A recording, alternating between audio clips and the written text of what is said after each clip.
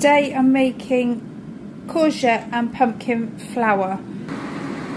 One day we may be looking around to make flour out of different vegetables and things, and this is a good way to use up spare pumpkin and courgettes. I did have 6 trays of courgettes.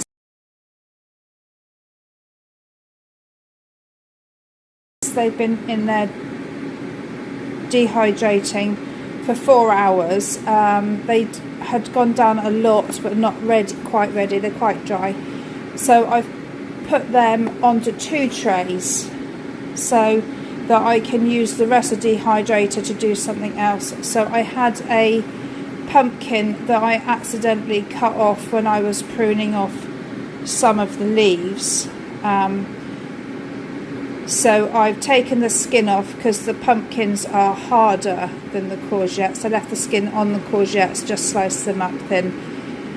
And I've done the same with the pumpkin, and I shall let them dry and move them around in about 2 hours.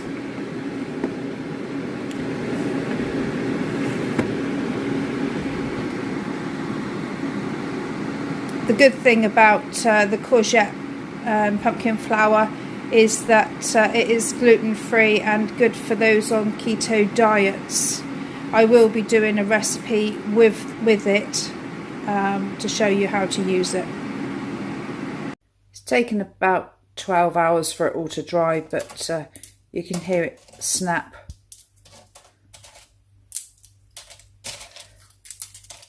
So I'm going to put it all in the blender to make a powder.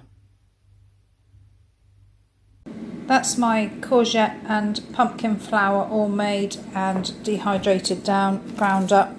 I'm going to add 1 food grade silica pack and 1 oxygen absorber into the top there.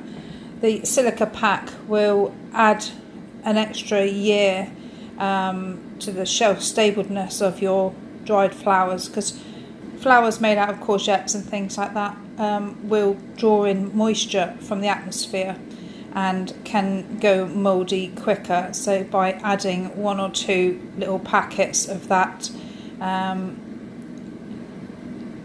will increase the shelf life. The silica gel packs and the oxygen absorbers need to be kept in their own jars until you use them, and then put the lid back on as quickly as possible.